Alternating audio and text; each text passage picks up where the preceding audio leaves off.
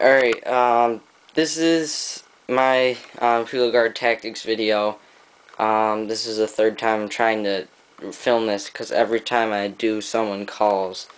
Um, so basically, like I said 3 times already, this is a video that's just going to give basically what little tactic knowledge I have so far, and I'm just helping putting it out there so that it might help beginning players, or the vets might be able to maybe help me out a little bit and stuff like that.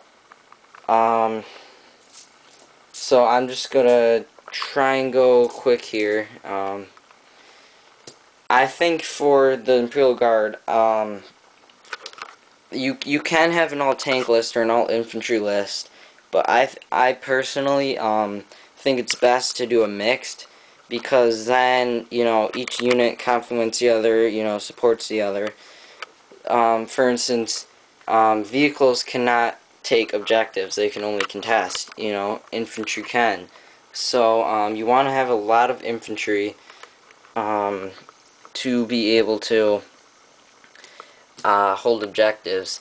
And I am advising not to do only vet squads unless you have a lot of them. Unless you like max out the troop thing with vet squads, which would be very expensive.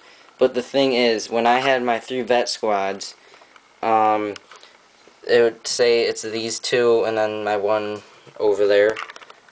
These guys would be whittled down to just like 2 or 3 guys, and they'd be pretty much useless. They technically still can take objectives, but they might fail their leadership or something like that. So I really recommend taking a good solid platoon, and probably the minimum number of squads to take would be 3. Um, I I think a better number would be 4 or 5. That way your squads really won't get whittled down, just sort of like the outsides will, and you'll still have a really solid core. Um, Also, keep it really cheap, your platoon, because their job is not to take out the tanks and stuff. Their job is to sit on objectives and just sit there.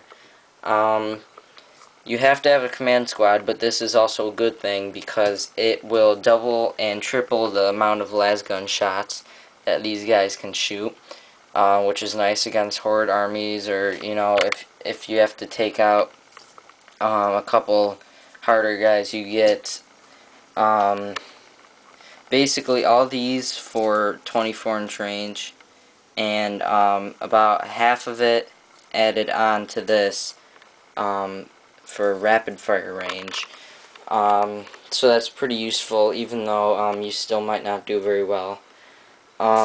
Even keep the command squad really cheap. All their idea to do is give commands to these guys and just stick with them.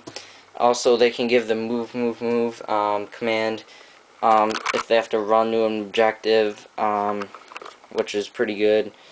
So, just, your basic infantry, cheap and a lot. Quantity over quality. I like taking las cannon squads. I tend to miss a lot on these unless they're part of a vet squad because of the vet's higher ballistic skill. But, give a demonstration. As you see, I just missed every one of them because that's before up on a normal guard's ballistic skill. And then 2, and a pretty good average is probably 1 out of all 3 of those. And then strength 9. That's only penetrating on, or no, that's a glancing on armor 10, and that's penetrating or glancing on armor 12. But usually I do a little bit more decent on to roll for armor penetration. These guns can take out pretty heavy armor. They're just it can't be your only thing. You have to have a backup. So what else? Oh yeah. Special Weapons Squad. I have not yet been able to try this. I know they're orcs, but just pretend for a second. I'm taking the maximum number of plasma guns for them. And they're going to be for maybe taking out the elite choices, you know, the tougher troops or what have you, the Marines. And, you know, they're just pretty much a throwaway unit. They're only 50 points, 3 plasma guns, and then the rest just have las guns, because that's the most plasma guns you can take.